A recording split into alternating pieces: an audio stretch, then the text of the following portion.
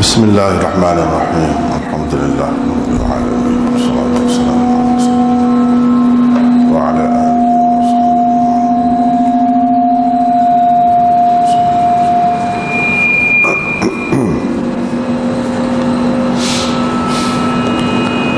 wa baru ni kita berhenti datang sikit.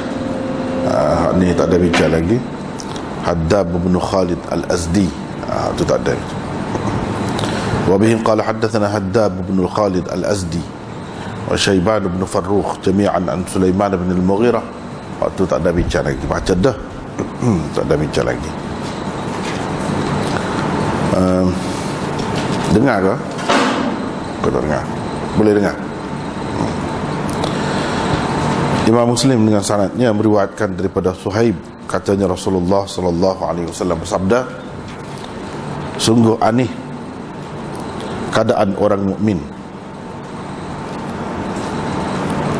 Sesungguhnya segala perkaranya, segala urusannya elok.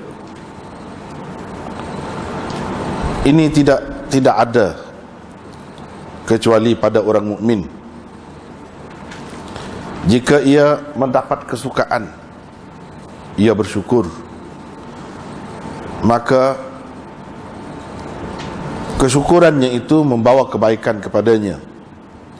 Dan jika ia ditimpa kesusahan, dia sabar, kesabarannya itu membawa kebaikan juga untuknya. Lepas tu ini bab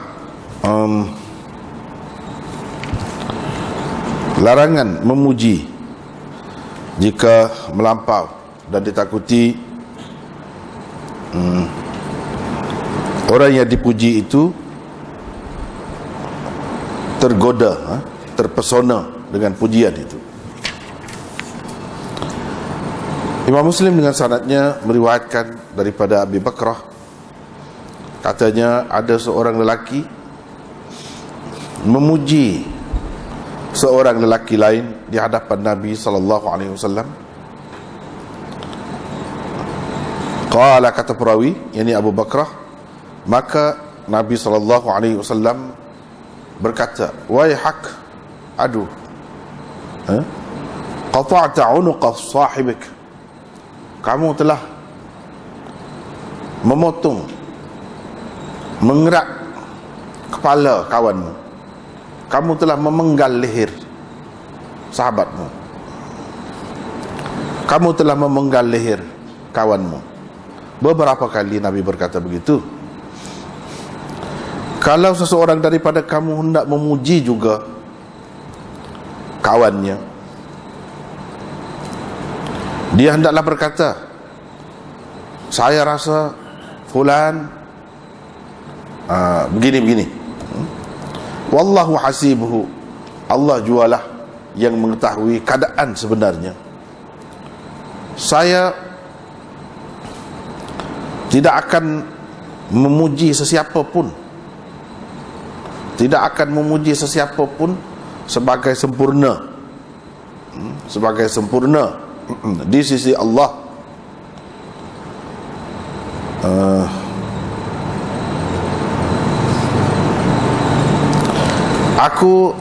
Saya rasa jika dia memang mengetahui orang itu mempunyai sifat sekian-sekian, apa-apa sifat lah, sifat-sifat baik tu. Dengan sanadnya Imam Muslim meriwayatkan daripada Abi Bakrah daripada Nabi SAW bahawa pernah disebut di hadapan Nabi SAW seorang lelaki. Maka kata lelaki lain, wahai Rasulullah,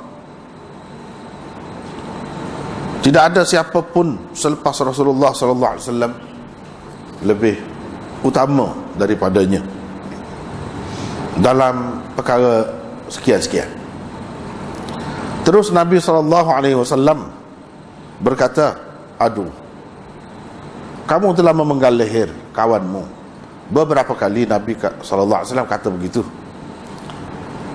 Kemudian Rasulullah SAW bersabda, jika kamu nak juga puji seseorang, maka dia hendaklah berkata, saya rasa dia fulan in kana yura annahu kadzalik, dia ni begini.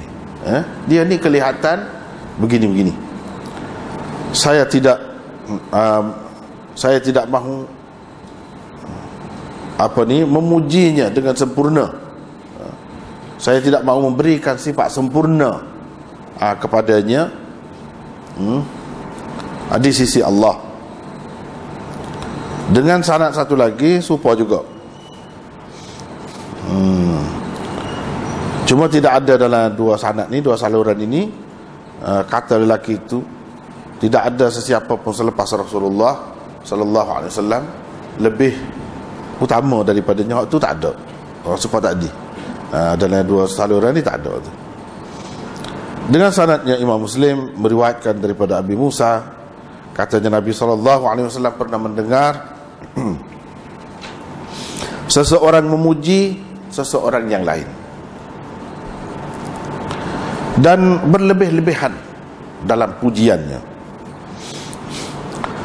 Terus Nabi sallallahu alaihi wasallam bersabda, laqad ahlaktum aw qata'tum dhahrar rajul, sesungguhnya kamu telah membinasakan atau telah mematahkan belakang orang itu. Dengan sanadnya Imam Muslim meriwayatkan daripada Abi Ma'mar, katanya ada seorang lelaki memuji salah seorang pemimpin. Miqdad terus mencurahkan tanah di hadapannya. Satu alaihi mana di atasnya, satu lagi mana di hadapannya. Hak lebih sesuainya di hadapannya. Wa qala amarana, Miqdad kata Rasulullah sallallahu alaihi wasallam suruh kami mencurahkan fi wujuhil maddahin, di muka. Satu makna di muka, atas muka. Satu makna depan. Hak tu lebih sesuai. Di hadapan muka orang-orang yang memuji Nabi sallallahu alaihi wasallam suruh curah tanah. Dengan sanadnya Imam Muslim meriwayatkan daripada Hammam bin Al-Harith bahawa ada seorang lelaki memuji Uthman.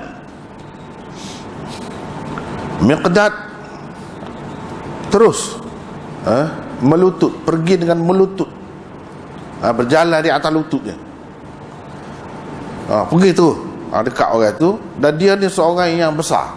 Miqdad ni orang yang besar, gemuk. Faja'ala yahthu fi wajhihi al-hasba, dia mencurahkan anak batu di hadapan muka orang itu, di hadapan muka orang itu. Faqala lahu Uthman, maka Uthman kata kepada dia, ma sya'nuka, apa buat lagu ni? Apa buat lagu ni? Dia kata, sesungguhnya Rasulullah sallallahu alaihi wasallam bersabda, jika kamu tengok orang-orang yang memuji, puji orang lain lah, fahthu fi wujuhihim at-turab, curahkanlah tanah di hadapan muka mereka.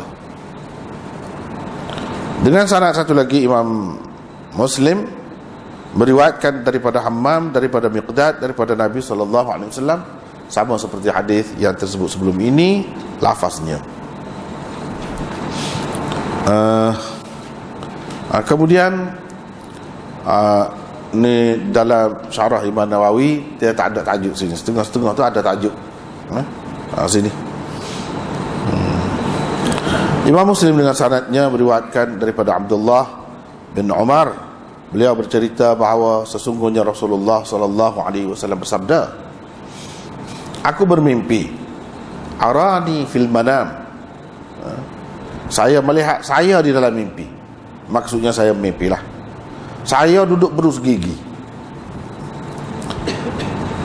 Tiba-tiba dua orang menarik saya.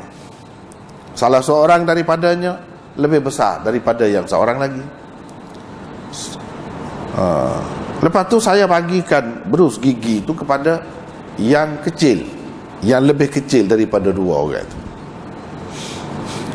Terus dikatakan kepada saya, kabir, dahulukan yang lebih besar. Maka saya pun berikanlah berus gigi itu kepada yang lebih besar. Ini bab berhati-hati dalam bercerita dan hukum menulis ilmu.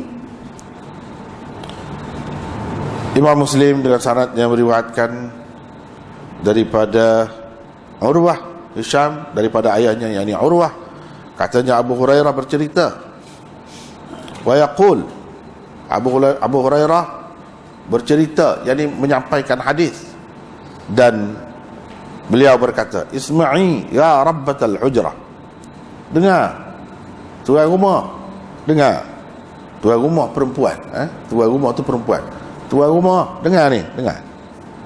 Aisyah pada ketika itu sedang bersembahyang dalam rumah dia. Bila dia selesai bersembahyang, dia pun kata kepada Urwah, ini anak saudara dia, tak dengar kau dia ni duduk kecek ni, apa yang dia kata saat ni? Sesungguhnya Nabi SAW menceritakan sesuatu hadis, kalau seseorang nak kira, boleh dikira. Mana tak banyak, dia cerita sikit-sikit je hadis, dia tidak banyak supaya dia ni yang ni Abu Hurairah ni. Imam Muslim dengan sanadnya meriwayatkan daripada Abi Sa'id Al-Khudri bahawa Rasulullah SAW bersabda, jangan kamu menulis daripadaku. Sesiapa yang menulis daripadaku selain Quran, hendaklah disapunya, dihapuskannya. Ceritakanlah dari pihak aku, tak mengapa. Mana sampaikanlah hadisku, tak mengapa. Sesiapa yang berdusta atas namaku, kata Hammam, saya rasa dia berkata dengan sengaja, berdusta atas namaku dengan sengaja, falyatabawwa maq'adahu minan nar, berarti dia menyiapkan tempat duduknya di neraka. Itu saja. Kita tengok semula terjemahan saat ni. Gitulah lebih kurangnya. Kita tengok semula hadis saat ni. Ni termasuk di bawah bab ahadits mutafarriqah, hadis-hadis yang pelbagai, macam-macam, tidak serupa lah, tidak sejenis hadis tu, tidak nampak macam duduk di bawah satu bab, berbagai-bagai adanya hadis-hadis tu. Jadi dia nak letak bawah ni. Sebab tu kita tengok sekali cerita pasal ni lain, sekali cerita pasal ni pula lain. Sebab ini termasuk di bawah bab mutafarriqah, bab yang pelbagai. Hadis ini Imam Muslim ambil daripada Suhaib, sahabat Nabi yang bernama Suhaib bin Sinan Ar-Rumi. Dia terkenal dengan Suhaib Ar-Rumi, orang Rum. Orang Rum ni orang putih lah, orang putih. Tapi sebenarnya dia Arab juga. Apa jadi Rumi itu terkenal dengan Rumi itu? Sebab dia kena colek pada masa kecil. Kena colek, nak pergi kena dia orang putih, pergi ke Rum. Jadi dia putus hubungan dengan keluarga dia, tak erti kerja Arab. Dia mari-mari tu katanya ada dia jadi hamba lah sana, dijual di tanah Arab, dibeli oleh Abdullah bin Jun'an, seorang kafir yang hidup di zaman jahiliyah, tapi dia ni baik, dia tak boleh tengok nak tolong orang saja. Abdullah bin Jun'an tolong orang, kalau orang nak bunuh anak dia, selamatkan, dia pera anak tu. Apa-apa kalau orang wak sesa ke orang hamba abdi, dia beli, dia orang kaya, lepas tu dia merdekakan. Suhaib ni termasuk dalam hak tu. Ada juga ulama mengatakan Suhaib ni lari pada tuan dia, gitu. Jadi bila pergi dia tak erti kacak Arab mana, kacak Arab ni pelik, padahal keturunan dia tu Arab juga asalnya. Bila duduk negara orang lama sampai dewasa, Mari-mari tu bahasa Arab tak boleh. Pelik. Kan. Boleh sikit-sikit gitulah. Setelah dia boleh bahasa Arab tu, bunyi lagi pelik dia. Gitu cerita Suhaib Ar-Rumi ini. Dan dia ni seorang sahabat besar Rasulullah sallallahu alaihi wasallam. Apa yang kita kata sahabat besar tu? Sebab tak ada peperangan yang tidak disertainya. Dia ada. Nabi pergi perang ke apa? Dia ada sekali. Nabi nak ke apa? Dia ada sekali. Kalau perang ni, dia tidak letak Nabi depan dia. Dia duduk depan Nabi. Kalau bahaya duduk alik kanan, dia duduk alik kanan. Kalau bahaya duduk alik kiri, dia akan duduk alik kiri. Kalau bahaya sebelah depan Nabi, dia duduk depan Nabi. Mana biar kena dia dululah. Jangan kena Nabi SAW. Begitu cerita ni. Dia ni baik dengan Sayyidina Umar. Baik dengan Sayyidina Umar. Dan Sayyidina Umar agak dia ni adik-beradik, saudara. Bahkan Sayyidina Umar bila mati, Sayyidina Umar pesan biar dia mayat jenazah Sayyidina Umar. Jadi dia lah mayat jenazah. Dan dia mesra sangat dengan Sayyidina Umar. Bila Sayyidina Umar kena tikar tu, nak mati, dia jerit. Jerit tu derah sikit. Sayyidina Umar marah ke dia? Apa mau jerit? Orang nak mati jadi seksa, kata dia. Dengan sebab orang ahli keluarga duduk jerit gitu. Dia pun berhentilah, tak jerit lah. Tapi itulah cerita dia lebih kurangnya. Perawi utama kita ni, sahabat agung Rasulullah sallallahu alaihi wasallam. Dia kata Rasulullah sallallahu alaihi wasallam bersabda, pelik sungguh. Sungguh aneh. Pelik sungguh kedudukan seseorang mukmin. Bila kata seorang tu seorang mukmin, memang segala-galanya istimewa. Tidak kata hak molek saja je menguntungkan dia. Hak tak molek pun menguntungkan dia juga. Hak tak molek pun boleh pahala. Kalau hak molek tu lagi lah, benda sabar kita kata boleh pahala pun. Hak tak molek pun boleh pahala juga. Itulah maksud dia kata ajaban li amril mu'min. Pelik sungguh keadaan orang mukmin. Semua urusan dia ni molek berlaku.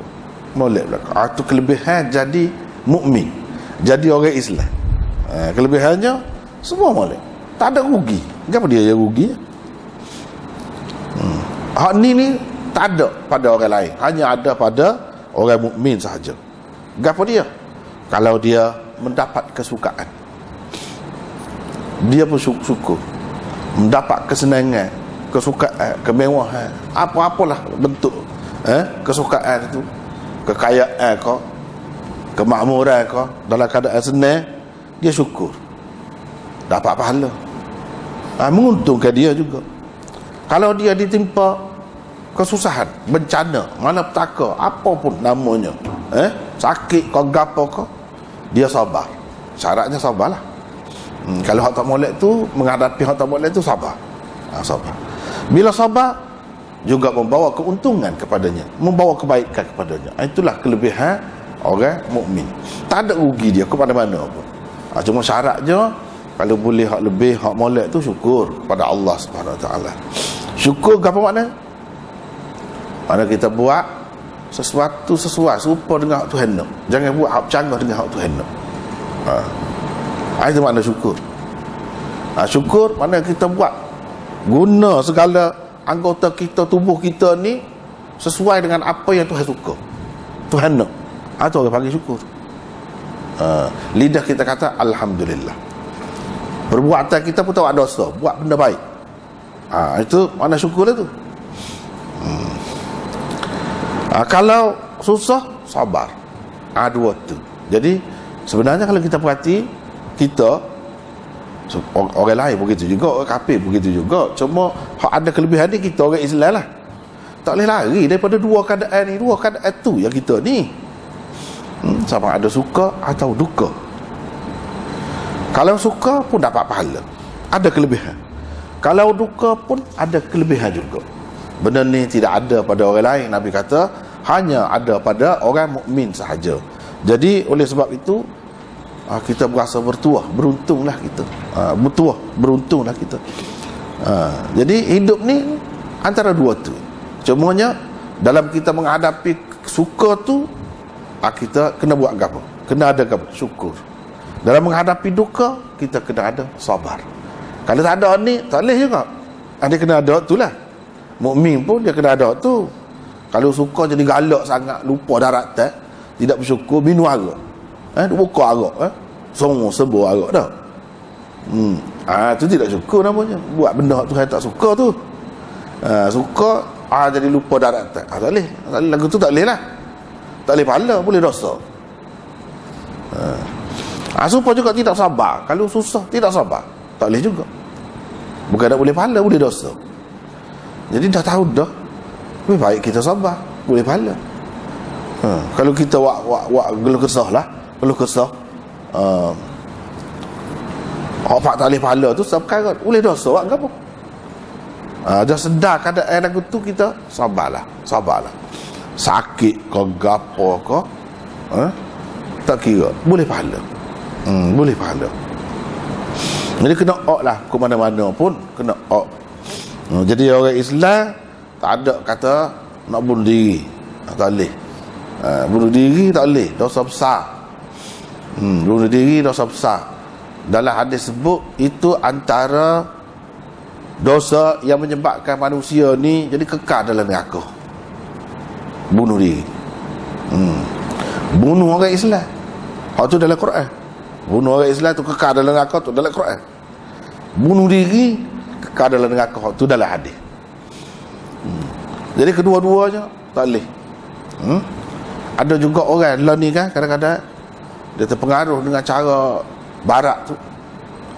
Dia sakit lajak, dia minta doktor bunuh dia. Minta doktor bunuh dia. Bunuh kerana kesian belah kononnya. Kesian dia sakit. Tak boleh lagu tu. Walaupun doktor kata mesti dia ni mati dah, tak boleh. Biar gitu, dia akan boleh pahala. Bunuh dengan maksud nak siap melepaskan dia daripada siksaan tu, tak betul. Sebab apa, berapa banyak lagi lepas pada tu yang sia-sia, molek-molek hidup lagi lama lagi. Dan kita ni, kita jangan ingat mati tu selesai. Orang kafir tak ada akidah tu. Mati tu hidup balik, ada dosa, ada pahala, ada syurga neraka, ya tak ada. Orang kafir. Jangan kita ingat bila mati tu selesai, tak selesai. Dengan cara kita buat tu, langgar hak Tuhan tu, jadi kau teruk kita hidup akan datang tu. Hidup dalam kehidupan yang lain tu kau teruk. Apa maknanya?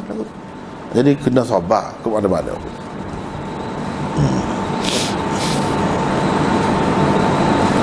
Jadi kedua-dua keadaan itu molek kepada orang mukmin. Dengan syarat tadilah. Bila kita kata syukur, dia tak akan buat benda-benda yang bercanggah dengan agama. Ada juga orang bila suka sangat kan, dia jamu arak lah. Tak boleh kalau tu. Itu tidak syukur namanya. Jamu juga. Kalau kita ni lagu mana? Kita suka berjaya kau gapo, kita jamu nasi biryani. Tak apa. Jamu nasi biryani tak apa. Jamu arak tak boleh, tidak syukur. Syukur lagu mana? Misalnya jamu nasi biryani. Tu syukur, tak apa lagu tu. Bila syukur, tanda syukur tu lagu mana? Kita buat gini, jamu hak halal, tak apa. Habis itu. Lepas tu ini bab larangan memuji berlebihan. Berdoa. Orang kita panggil mengampu, bodek, macam-macam lah. Macam-macam jet orang kata. Orang kita dalam bahasa kita ni, puji tak betul lah. Puji tidak betul. Hak tu tak boleh. Dosa. Cuba kita tengok dalam syarah Imam Nawawi, dia ada sebut sikit.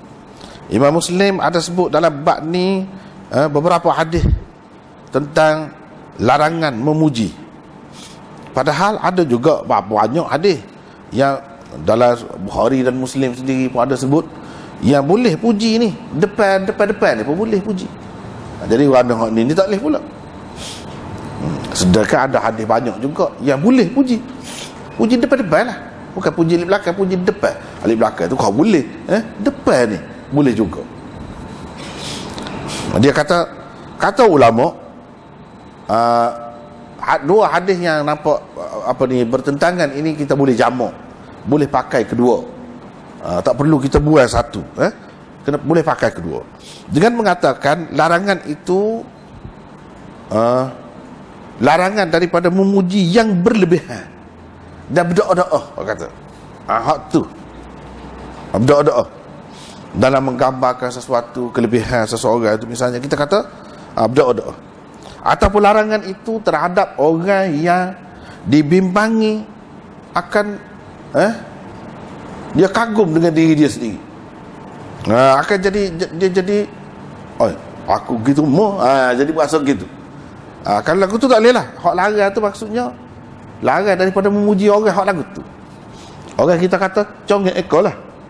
Bila dipuji congek ekor dia. Bila dipuji kembang hidung dia. Hak lagu tu tak boleh. Kalau kembang hidung suka sikit-sikit tu tak apa, boleh kira. Hak ni dia jadi lebih. Ataupun dia berasa aku hebat benda ni.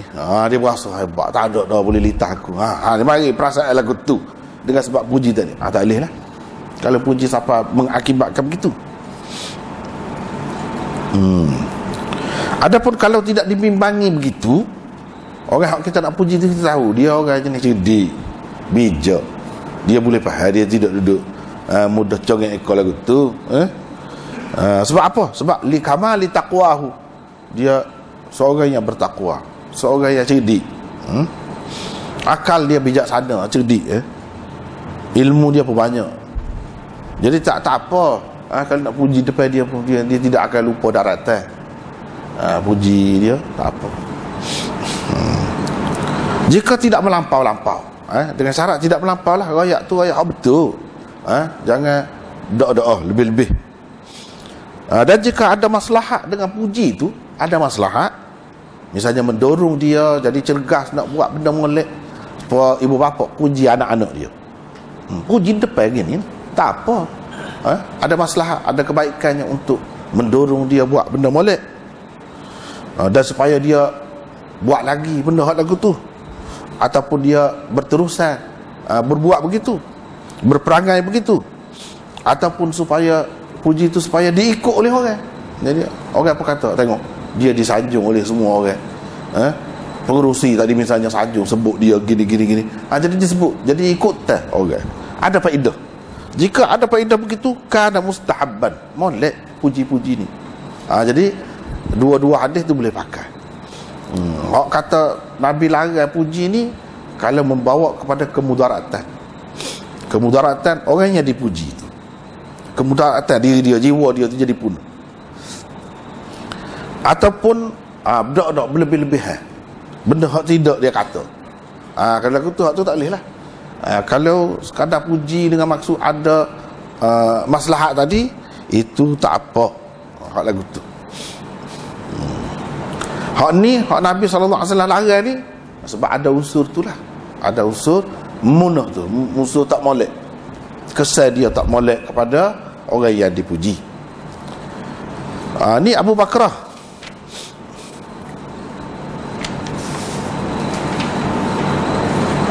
Abu Bakrah kata ada satu orang puji seorang lain depan Nabi SAW. Nabi kata, aduh, kata dia, mu telah kerak tekak dia.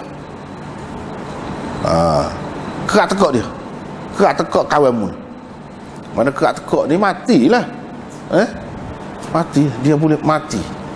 Kamu telah membinasakan dia, punah dia, rosak dia. Beberapa kali Nabi kata. Jadi hak ni hak dia kata lagu ni hak tak molek lah, kesan dia tak molek. Kalau seseorang daripada kamu nak juga puji seseorang tu, dia kena kata berpada-pada. Setakat saya kenal dia, misalnya saya kenal dia gini, puji. Setakat saya tahu hak di belakang kita tak tahulah. Setakat kita tahu, sederhana begitu. Jangan lebih-lebih. Saya rasa dia ni orang baik berdasarkan begini. Kita royak ke orang, ataupun kita kata ke dia sendiri pun tak apa lagu tu. Tetapi Allah lah yang tahu keadaan dia yang sebenarnya, hati dia. Saya tidak nak kata dengan putus dia ni seorang yang memang baik di sisi Allah pun. Jangan kata lagu tu. Hak di sisi Allah tu kita tak tahu. Surah Tuhan hak tu. Setakat hak kita tahu. Royak sekatu je. Hak kita tahunya iaitu kita tahu dia begini gini. Kita royak lah. Kita royak. Tak apa. Ataupun dia sendiri, awak ni bagus. Gini ada sifat tu.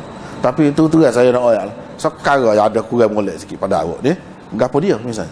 Bila kita royak lah. Itu sederhana, tidak kata akad saja. Bila-bila akad tu sebut juga dia perlu baiki. Perlu baiki. Tu tak apa kalau lagu tu. Lagu tu tak apa. Ni puji doa-doa ni lebih. Hak bukan-bukan. Dengan maksud nak sesuatu perkara dunia daripada dia. Hak lagu tu, hak puji hak Nabi larang tu, tak boleh lah. Jadi puji dia pun builah gapo-gapo kita. Dia builah gapo-gapo kita nak tu pasal dia ada kuasa ke, kerana dia akan bui pada kita. Benda-benda lagu tu tak boleh lah.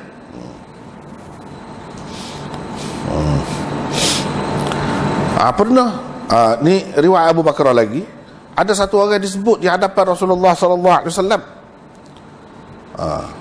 Dia kata, wahai Rasulullah, tak ada dah orang lain selepas Rasulullah, tak ada dah lebih baik daripada dia.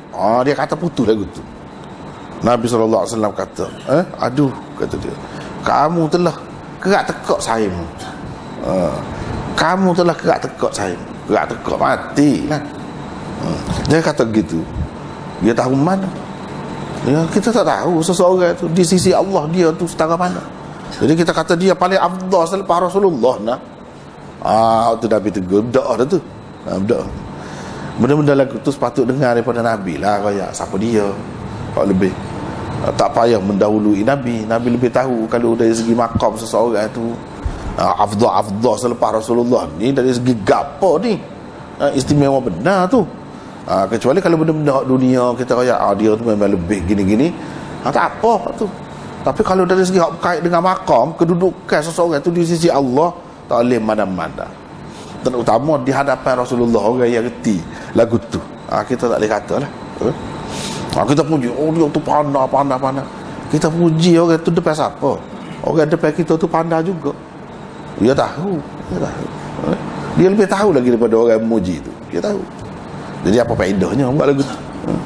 Seperti itulah.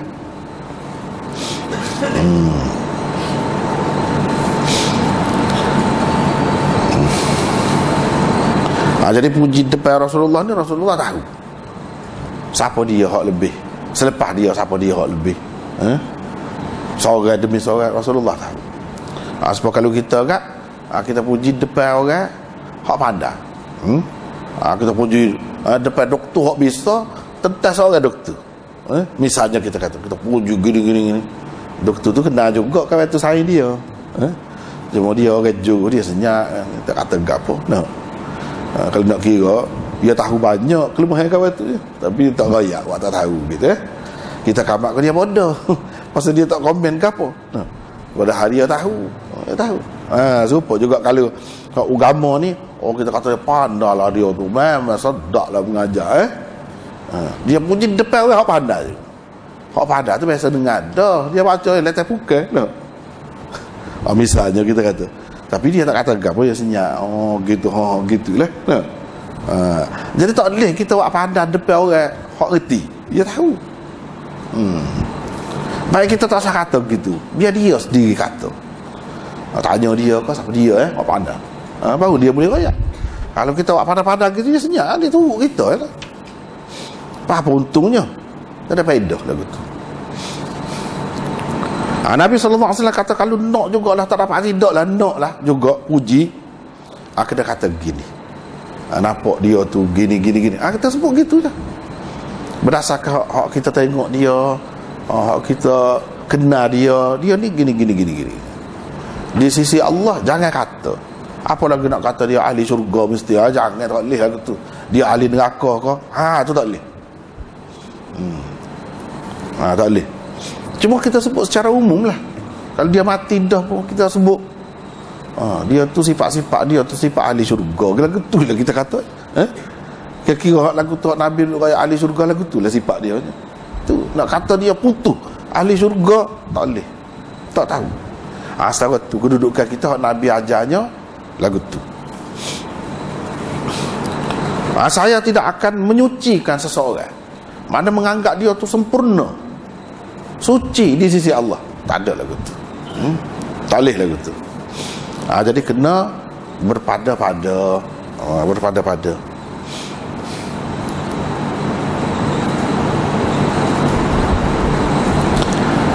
Nak jadi sederhana ni, puji orang sederhana, buat apa sederhana ni, apabila kita dalam amalan, dalam hidup kita ni tak ada telajak lah. Tak ada telajak terhadap seseorang, terhadap sesuatu golongan, tak ada telajak. Itulah sebab tu Nabi kita ajar dah. Kalau nak mulia kau orang pun tak boleh sampai rokok. Apa? Kalau kita buat siapa setara tu, dia akan jadi kesan dia tu ada. Punah kita, punah. Jadi buah ta'asub lah.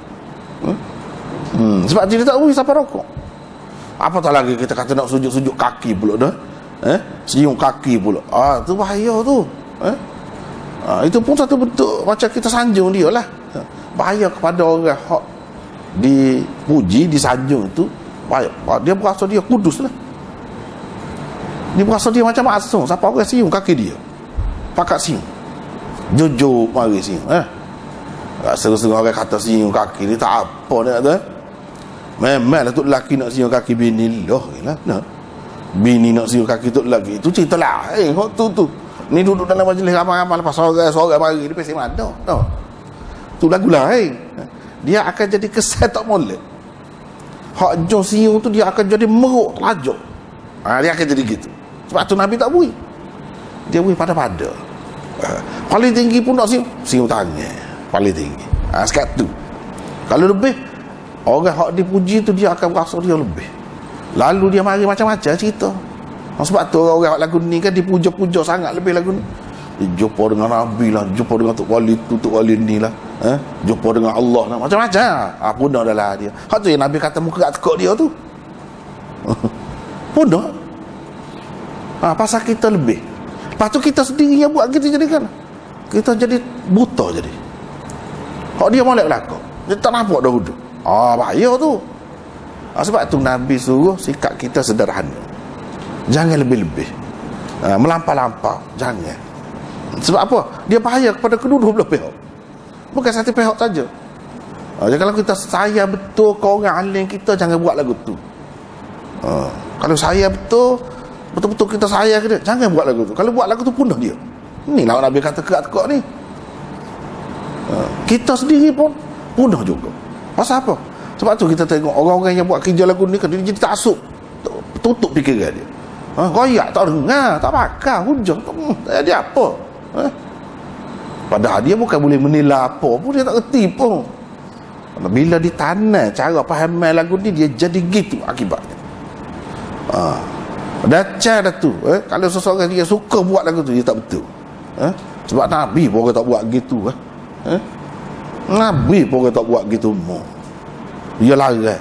Orang lain siapa? Hak tu yang jadi mudah tu. Tahu-tahu Nabi telefon lah ke dia. Nabi pun dah telefon juga. Macam-macam lah dakwah. Ini bahaya ni. Itulah sebab bahaya. Tak boleh lebih-lebih. Sanjung orang mulia kau lebih-lebih. Tak boleh. Berpada-pada. Hak tu hak Nabi SAW ajar. Baru dia jadi sederhana. Waras molek. Kalau tidak kak, jadi berat. Boleh tengok lah. Boleh tengok lah. Sehari dua dia pun boleh tengok dah lagu mana kan. Habis kau calana no. Sopah halik tu sopah lagu tu lah. Padahal kita ajak hak molek orang Nabi tak khabar dah dia. Tak khabar dah. Marah ni. Orang kata kutuk wali dia. No. Padahal timbang molek. Kalau timbang molek, nampak dia tak ada dah pertimbangan. Sebab apa? Sebab dia ajar macam tadi. Dah dia ajar minum air kaki. Lepas tu minum, pakat minum. Molek lagu tu ajar. Ugama pesen mana ajar lagu tu. Lepas tu minum air tangan ni tak kira lah. Pakat berebut. Dia akan jadi lagu tu yang ulama tak buih tu. Nak tabarruk tak tu kali. Lebih-lebih. Boleh jadi bahaya. Hak itulah yang ditakuti. Susu bila mati dia pergi kubur pula. Jadi berdoa-doa tu. Nabi sudah royak berlaku dah. Jaga dah kalau ikut molek dia tak akan berlaku benda lagu tu. Tetapi manusia ni memang ada sama hak lagu tu. Ada sama. Hak tu jadi punah tu. Nyanyi lah susah. Nak baiki pun jadi susah. Kalau dah jadi lagu tu. Kalau dah jadi lagu tu.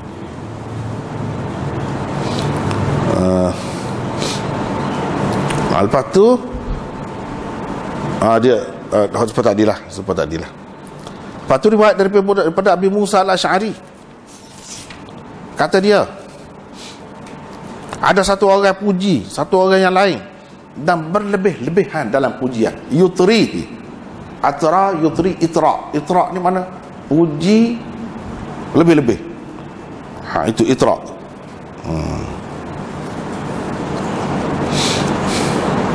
Sebab itu Nabi kata dah kan, la tuturuni kama atratin nasara Isa bin Maryam. Mu jangan puji berlebih-lebih aku seperti mana orang-orang Nasara puji Nabi Isa tu berlebih-lebih. Jangan. Nabi larang dah. Tapi tak kita puji tu gak buat qasidah ni lebih-lebih. Lebih-lebih tu bahaya lah. Bahaya. Kata dia macam-macam. Lepas tu buat pula. Buat lagu. Sukalah orang. Dalam masjid gapo pun lagu. Hasbi Rabbi Jallallah dia. Ma fi qalbi ghairullah. Nur Muhammad sallallahu. Nur Muhammad tu gapo? Nur Muhammad tu gapo? Orang tak khabar. Nur Muhammad tu gapo? Hak tu kepercayaan orang-orang sufi, hak salah. Kata Tuhan mula-mula sekali buat Nur Muhammad. Padahal itu bercanggah dengan berapa banyak hadis-hadis. Hak mula-mula Tuhan buat gapo? Hak tu tak ada hadis tu. Sahih pun tidak, dhaif pun tidak, tak tahu gapo hadis.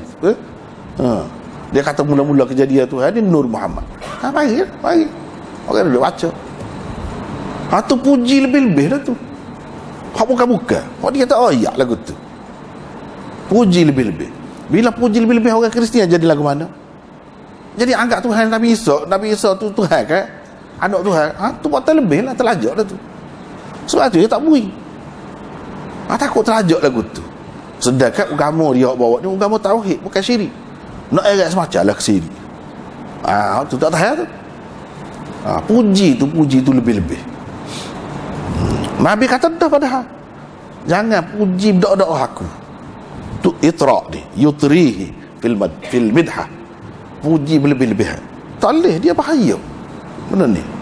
Bahaya kepada hak jebuat tu. Dia tak khabar tu. Jadi puji ni puji pada-pada lah hak Tuhan ajar lagu mana. Nak puji Nabi lagu mana. Sekadar tu sudah, jangan lebih-lebih. Sesungguhnya kamu telah membinasakan atau telah mematahkan belakang orang tu. Patah belakang. Jadi kalau patah belakang, habislah patah belakang. Tulang belakang patah. Kita kena berasa begitu. Anggap begitu. Bila kita buat apa tadi, orang tak ingat. Tak berasa macam kita patah belakang dia. Pada hakikatnya begitu. Kesian ke dia lah. Macam mana dia nak hidup kalau patah tulang belakang? Kita tak apa kita buat. Dan dia pun rasa seronok juga. Orang duk puja lagu tu. Tak kena tu. Tak ikut sunnah Nabi tu, tak sedar ayat lah. Tak selamat. Kena ikut Nabi. Ni lebih-lebih pula tu. Duduk kata tu. Lepas tu buat zikir pula. Buat zikir, wirid, baca tu. Kita tak tahu gapo. Itulah benda. Hak tu dalam radio masuk sama. Dalam radio masuk sama. Habis boleh kau jahil. Nur Muhammad tu gapo dia? Itu dia. Macam-macam lah kata. Macam mana Nabi Muhammad ni tak ada bayar. Nak ada bayar gua ada muka dia nur tu. Macam-macam. Mengaruh. Tak cara ke hadis, tak cara ke gapo dah tinggal. Ikut hak tu guru dia. Tu guru dia betul belaka. Walaupun tak kena dengan hadis. Dia bukan nak pelanggar dengan hadis. Demo ni. Ni orang kaya. Cuba tengok sesuai ke tidak dengan Quran dengan hadis. Dia tak cara dah Quran hadis. Bahaya. pemujaan terhadap guru ni doa-doa bahaya. Dia jadi lagu tu lah.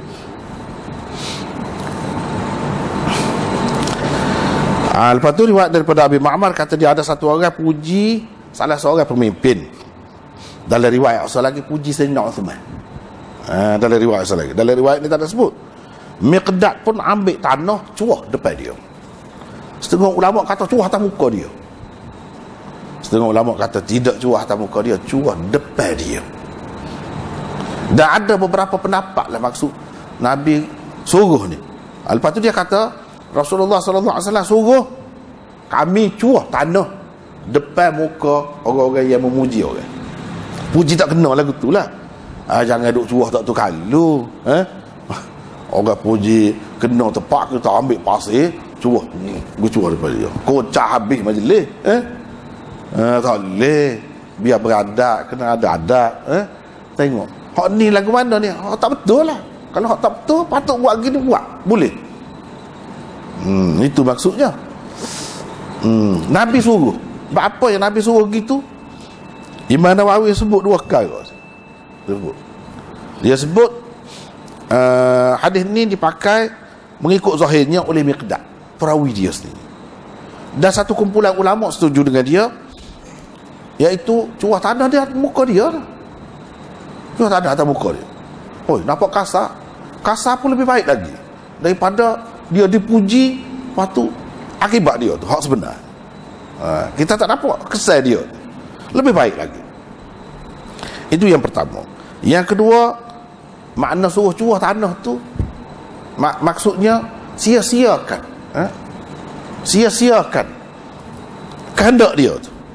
Ya dia puji tu apa, dia nak gapo-gapo, jangan bui. Itu maksud cuah tanah tu. Sebab orang Arab dia kata cuah tanah maksudnya sia-siakan kehendak dia, jangan diturut kehendak dia. Itu maksud cuah tanah, bukan cuah tanah sungguh. Itu bahasa kiasan, orang panggil bahasa kiasan. Bukan maksud suruh cuah tanah sungguh, tapi maksudnya sia-siakan ataupun gagalkan. Jangan bui siapa ajak dia nak apa dia, jangan bui. Gitulah. Itu yang kedua. Ma'nahu khayyibuhum fala tu'tuhum syai'an limadhihim. Itu yang kedua. Yang ketiga dia ada sebut tiga sini. Ini kalau kamu dipuji, fadhkuru annakum min turab. Kena ingat tanah. Bukan cuah tanah tu cuah tanah sungguh. Kena ingat orang puji kita pun kena ingat lah, aku ni tanah sebenarnya. Tanah. Jadi gapo dia tanah ni sebab orang pinjam, hina. Barulah kita boleh jadi tidak jadi terpengaruh dengan pujian dia, tidak jadi punah kita. Jadi maksudnya merendah dirilah kamu. Kalau orang puji kamu kena merendah diri. Cara nak merendah diri itu lagu mana? Ingat tanah. Kita dijadikan daripada tanah. Itu yang ketiga. Ada juga yang mengatakan kalau orang puji kita ataupun seseorang lah dipuji, dia kena kata lagu ni bifikat turab. Orang Arab dia kata bifikat turab, maknanya di mulutmu ada tanah. Maksudnya aku tidak suka hakmu kata tu, pujian kamu aku tak suka. Itu bahasa, dalam bahasa dia tu makna begitu. Itu yang keempat. Yang kelima, iaitu kalau orang puji kita ambil tanah cuah depan kita, cuah depan kita. Nak suruh mengingatkan dia, mengingatkan kita bahawa kedua-dua kita ni jadi pada tanah. Tak ada gapo, tak ada lebih gapo. Itu yang kelima.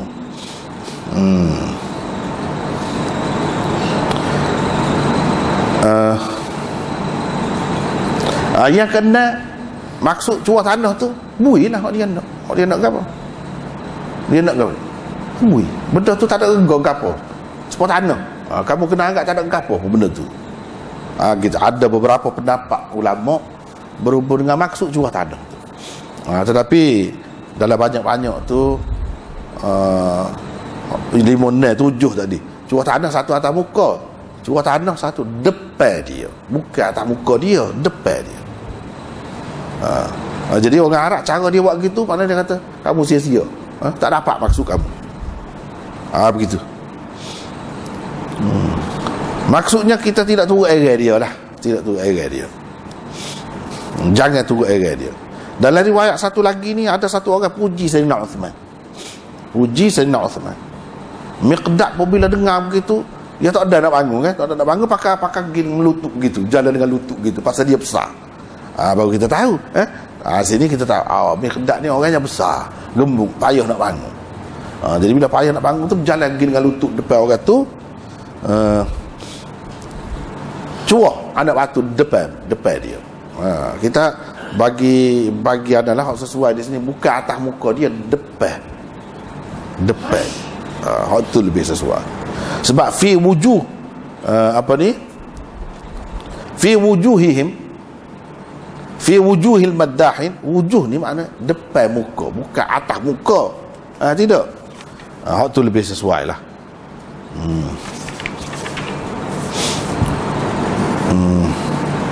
Lepas tu bila Miqdad buat gitu, Sayyidina Uthman ada lah. Orang tu duk puji Sayyidina Uthman. Sayyidina Uthman pun kejut lah, apa dia kata buat lagu tu, apa mu buat gitu. Dia pun kata Rasulullah sallallahu alaihi wasallam bersabda. Jadi sahabat-sahabat ni Rasulullah katakan dia pegang sungguh, dia buat, dia amal hak Rasulullah sallallahu alaihi wasallam kata tu. Sebab tu dia selamat. Dia kata apa? Rasulullah kata, bila kamu tengok orang-orang yang memuji seseorang, kamu cuahlah di hadapan muka mereka tanah. Cuah tanah. Jadi sebab tu aku buat, kata dia. Tak kata apa lah Sayyidina Uthman.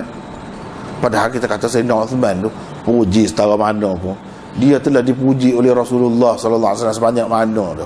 Tak ada jadi apalah dia tu, tapi dia tak sihaja lagu tu. Tak sihaja. Jadi mengampu kalau kita kata bodek kau pemimpin pemerintah, tak perlulah lagu tu. Dia tak sihaja.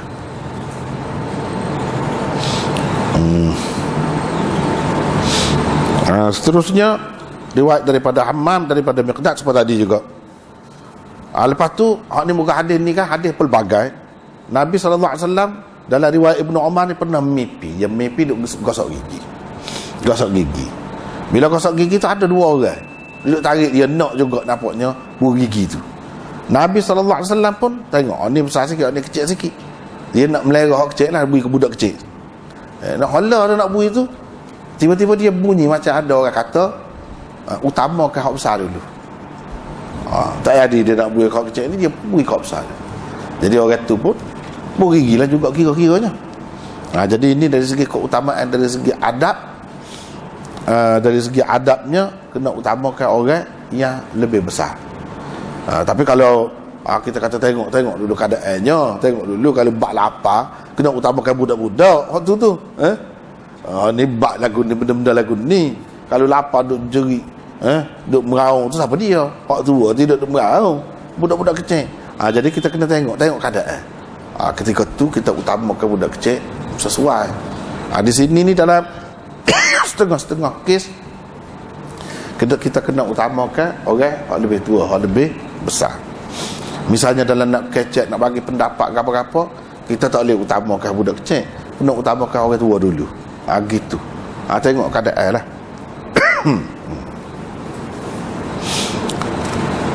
Lepas tu sini menunjukkan buah gigi ni boleh tukar-tukar. Kita kata kembar. Kita rasa kembar tak sah. Dah kembar tak sah. Tidak mesti hak ni. Tapi nak rayaknya Nabi sallallahu alaihi wasallam dulu, dia tidak pakai buah gigi seperti kita. Buah gigi lah ni, buah gigi tu sumpah tu lah juga kalau tak kiranya, kalau bersih kan. Dia sahabat-sahabat ni nak ambil berkat daripada Nabi sallallahu alaihi wasallam, berkat mulut Nabi tu. Tu tak apa. Dan jangan sampai nak nanti ada buah gigi suku baru nak gosok gigi. Lepas tu gigi tu berlapis-lapis lah, kita kata muka tak ada buah gigi, tak apa, ambil orang pun tak apa. Dan sepatutnya kita benda-benda macam ni jangan dibiasakan cerewet sangat. Jangan dibiasakan cerewet sangat. Kalau kita sudah biasa cerewet lah ke mana? Maksudnya rumah kita gelas seorang suku-suku makan. Jadi kalau dah biasa lagu tu, tak ada gelas, ada sebutir, tak boleh makan, tak selesa. Muka tak boleh gile-gile kan gelas bekas orang dah. nak mutuh lah, gaduh nak mutuh. Jadi lagu tak sah juga. Sebab Nabi SAW nak ajar orang Islam ni mudah. Jangan cerewet, tak jadi kerja, benda besar tak jadi kerana buat kecil. Kerana tak ada kasut, tak jadi kerja. Padahalnya bukan nak kecek dengan kasut pergi dalam majlis. Tak ada siapa dia tanya apa kasut lagu mana. Tapi kita tak ada nak pergi tu dalam majlis tu sebab tak ada kasut. Baloh dengan bini. Kita tak ada kasut. Ataupun kasut ada dah, tak gila ya. Apa baloh juga. Siapa kita tinggal benda lebih besar lagi. Lagu tu tak boleh lah. Lagu tu tak boleh lah. Jadi kita kena setengah kadang-kadang tu yang mudah-mudah lah, tak kisah. Ada batal tidur, tak ada batal pun boleh tidur juga kita. Begitu Nabi nak ajar. Ketika senang boleh hidup molek, syukur, penuh dengan syukur. Ketika susah pun boleh juga hidup. Tu Nabi nak ajarnya. Jangan sampai jadi susah. Kalau tak jadi kerja, kalau tak boleh sisir rambut. Sebab tu Nabi kadang-kadang ajar jangan sisir nak hari. Padahal dia sisir nak hari juga, tapi dia kata jangan sisir nak hari. Ada dalam hadis. Pasal apa dia nak ajar jangan kita ni terlalu jaga diri sangat sehingga tak jadi kerja. Hak penting tu kerana benda-benda macam tu tak jadi kerja. Tak serius lah tu. Jadi buah gigi boleh tukar-tukar, tak apa jika perlu. Tak usahlah kita berasa kembal sama-sama kita. Setengah-setengah orang hak cerewet ni kembal dia tu terlajak-lajak. Kalau makan ni tak boleh, kena ambil dengan sudu tu. Sudu tu kena kerak dengan sudu tu. Cobek dengan tangan tak boleh, dia kembal dah bekas tangan orang. Macamlah najis tangan orang. Padahalnya sama Nabi makan sekali mesra, tak ada puasa kembal sama kita. Tapi dah kita dah biasa lagu tu, tak serius lagu tu sampai jadi gitu. Kalau kita makan suku-suku tak apa tu, nak makan pinggan suku talai ke sekali boleh belaka ke mana-mana. Laisa alaikum junahun an ta'kulu jami'an au ashtata. Tak jadi kesalahan kepada kamu nak makan sekali ke nak makan suku-suku ke, boleh tu hari ada. Tapi jangan sampai gitu. Jangan sampai gitu. Rela kita tak makan biar lapar pun. Pasal orang makan dalam talai. Kononnya kembal. Cuma anggap apa? Tu berdoa-doa tak sih lagu tu. Berdoa-doa tak sih. Kalau kita tengok Nabi mesra dengan sahabat-sahabat dia. Nabi duduk tengok Abdul Rahman duduk rosok gigi dekat dia nak mati. Nabi kelih Aisyah faham macam Nabi nak. Dia pun ambil, dia kerak lepas pasal apa dia gigi kayu tu kan. Dia pun gosok gigi. Dia beri ke Nabi gosok gigi. Lepas pada tu dia pun gosok gigi dia pun Aisyah. Dan dia pun rasa bangga tu. Mana pasal apa? Pasal air mulut, bekas mulut Nabi tu kena mulut dia selalu. Tidak dibasuh, tidak gapo. Dia berasa bangga. Sepatutnya kita ni sama tu laki bini pun kembali juga. Lepas duduk tidur sekali lebih daripada buah gigi tu, lagu mana cerita? Buah gigi kembali. Hak tu tidur sekali lebih pada buah gigi tu lagu mana? Tak kembali pula. Jadi pelik-pelik. Jadi berdoa-doa lalu tu barulah ada kemesraan. Tapi kalau gigi tu gigi punah, jangan paksa pula bini kita. Lepas tu kita kata dia tak sibuk gigi dengan buah gigi kita, kita kata dia tak sayang kita. Dah gigi kita tu bang busuk. Ya Nabi tu dia bersih gigi dia. Tangan dia dijaga sungguh. Kalau hak jaga molek gitu sepatutnya boleh. Jangan ada penyakit. Ni penyakit pun nak gila juga. Hak tu nya TB dah. Nak paksa je. Tak usah. Jangan kalau lagu tu. Kena tengoklah keadaan. Sunnah pun kena tengok juga keadaan.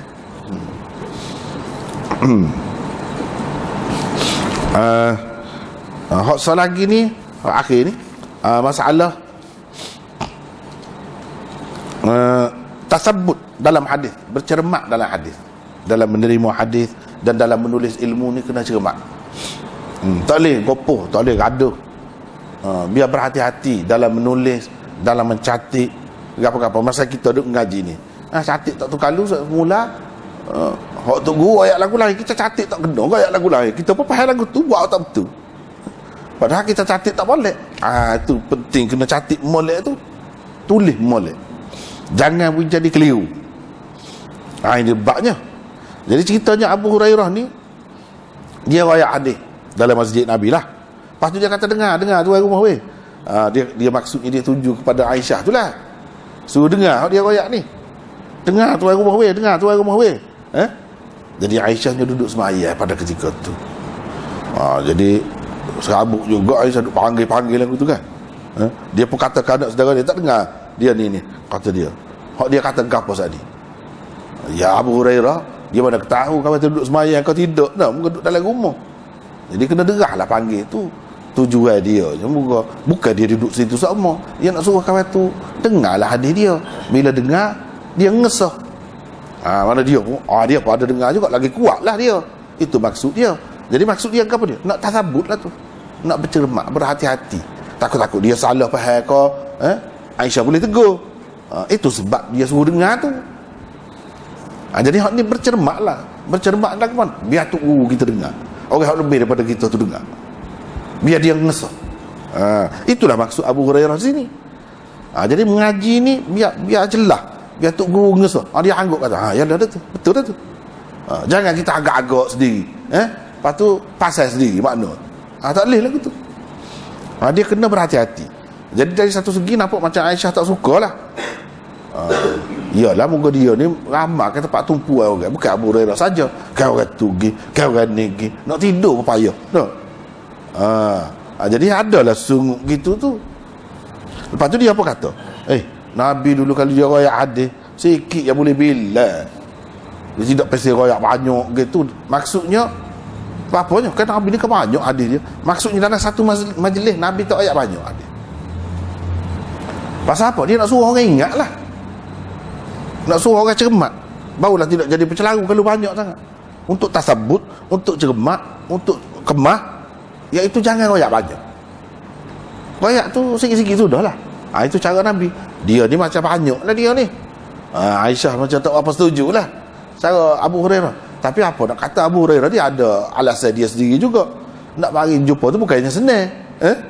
Ada peluang juga nak royak lah sebanyak mungkin. Dia ada alasan sendiri.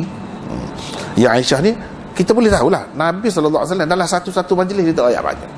Tapi dia ada banyak majlis. Setiap majlis dia tu dia duduk ke, dia bangun ke, dia kecek ke, jadi hadis belaka. Tu yang jadi banyak tu. Jadi Aisyah kata kalau tidak royak banyak, dia akan jadi cermat, dia akan jadi teliti, dia akan boleh ingat molek, boleh catat molek. Itu faedahnya. Kemudian riwayat daripada Abu Sa'id Al-Khudri, dia kata Rasulullah tak boleh tulis. Jangan tulis apa-apa daripada aku. Sesiapa yang tulis daripada aku selain daripada Quran, dia kena sapu. Quran saja tulis, Nabi kata. Sapu. Hak tulis gol lain tu sapu. Kalau nak cerita saja, ingat hak aku royak, lepas tu cerita kepada orang lain, tak apa hak tu. Tulis jangan. Nak cerita tak apa. Tulis jangan. Apa? Nabi takut di peringkat permulaan satu peringkat tu, dia takut orang jadi bercelaru. Tak boleh beza Quran dengan hadis dia. Jadi kalau tulis tepat Quran kata, hadis kata mana ni jadi bercelaru. Terus tepat tu tulis Quran saja gitu. Jangan campur-campur dengan hadis tu. Takut jadi keliru. Itu pun satu bentuk cermat juga tu. Teliti dalam penulisan. Jangan campur-campur.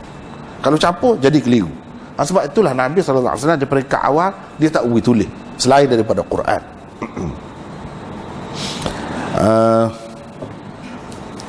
Dan sesiapa yang berdusta atas namaku, berdusta atas namaku, ini di peringkat permulaan lah. Lepas pada tu dia boleh tulis banyak hadis-hadis.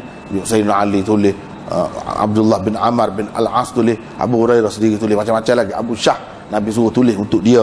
Dia nak ditulis hadis untuk dia. Hak tu boleh. Hak tu kemudian setelah sahabat boleh beza dah antara Quran dengan hadis. Antara Quran dengan hadis. Gak kita ni hak Arab tu, hak sahabat dulu pun dia boleh celaru gitu tu.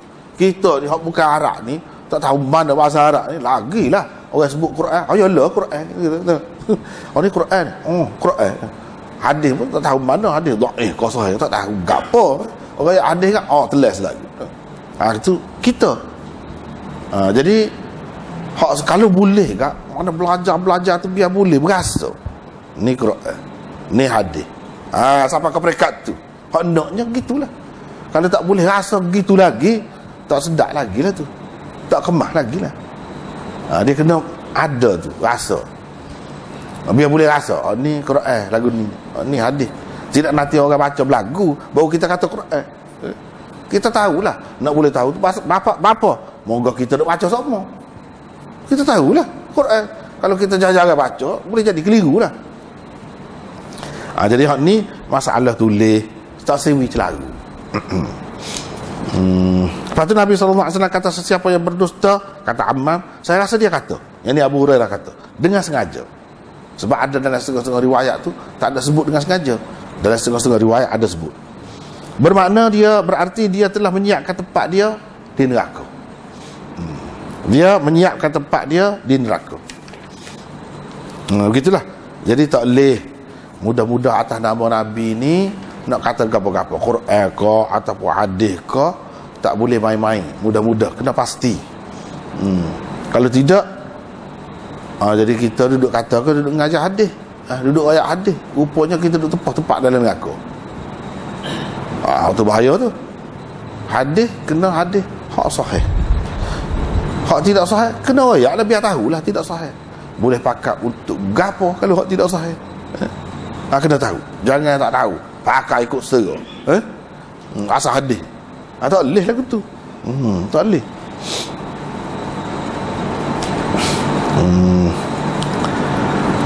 Jadi itulah mana dosa besar lah. Rekod hadis, sebarkan hadis maudhu', hadis palsu, ini dosa besar, bukan dosa main-main. Dosa-dosa ni biasanya dilakukan oleh orang ngaji. Orang tak ngaji tak tahu apa.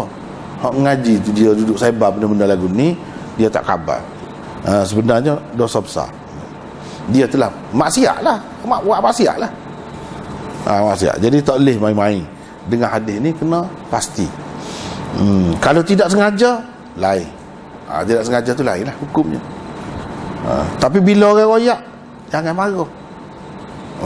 Jangan marah. Setengah-setengah orang dia, kalau kita royak dia marah pula. Mana boleh lagu tu. Ni cerita Nabi ni bukan cerita orang biasa. Kalau cerita orang biasa pun kita royak tak betul, supaya tu dia nak marah ke dia. Orang biasa pun. Apatah lagi Nabi yang berkait dengan hukum agama ni, yang menentukan dunia akhirat seseorang. Lagilah kena jaga. Sebab tu ya jadi dia marah tu, dosa tu besar. Jadi rasanya sekat itulah kita pun masa banyak dah. Dan hal ni cerita lain panjang pula ni, hadis lain, insya-Allah kita sambung pula lah. Jadi untuk maklumannya, kelas kita ni kelas akhir ni, untuk sebelum bulan puasa, dalam bulan puasa tak ada mengajar. Kita cuti, insya-Allah tak ada apa-apa, lepas raya lah pula. Waktu kita tutup semula lah lepas raya. Biasanya lepas dah 7 hari raya, biasanya gitulah. Wallahu a'lam.